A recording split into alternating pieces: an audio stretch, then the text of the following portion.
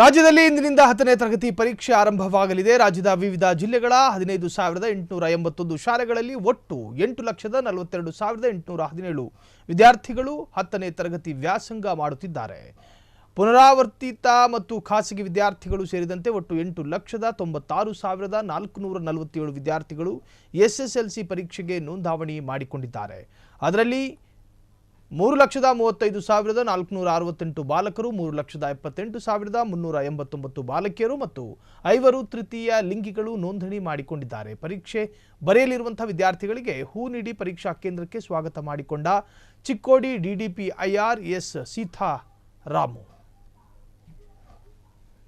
ಇವತ್ತು ಚಿಕ್ಕೋಡಿ ಶೈಕ್ಷಣಿಕ ಜಿಲ್ಲೆಯಲ್ಲಿ ರಾಜ್ಯಾದ್ಯಂತ ಎಸ್ಎಸ್ಎಲ್ಸಿ ಪರೀಕ್ಷೆ ರೀತಿ ನಾವು ಕೂಡ ಇಲ್ಲಿ ಇವತ್ತು ಪರೀಕ್ಷೆ ನಡೀತಾ ಇದೆ, ಪ್ರಾರಂಭ ಆಗ್ತಾ ಇದೆ. ಎಲ್ಲ ಮಕ್ಕಳುಗಳು ಕೂಡ ಈಗ ಈ ಪರೀಕ್ಷಾ ಕೇಂದ್ರಕ್ಕೆ ಇಲ್ಲಿಗೆ ಎಂಟ್ರಿ ಆಗ್ತಾ ಇದ್ದಾರೆ.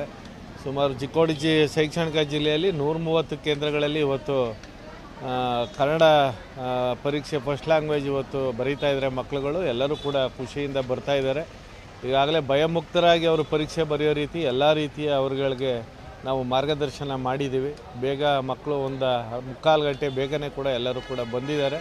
ಎಲ್ಲ ಪೊಲೀಸ್ ಬಂದೋಬಸ್ತ್ ಇದೆ, CC ಕ್ಯಾಮ್ರಾ ಇದೆ, ವೆಬ್ಕಾಸ್ಟಿಂಗ್ ಆಗ್ತಾ ಇದೆ. ಎಲ್ಲರೂ ಕೂಡ ಪೋಷಕರು ಕೂಡ ಆತಂಕ ನಿವಾರಣೆ ಮಾಡುವಂಥ ಕೆಲಸವನ್ನು ನಾವು ಈಗಾಗಲೇ ಮಾಡಿದ್ದೀವಿ.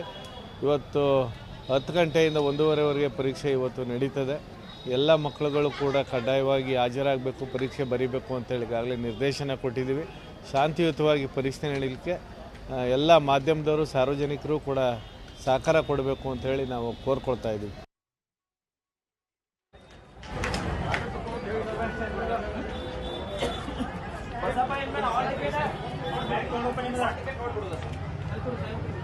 ये बैग ले रे बैग ले रे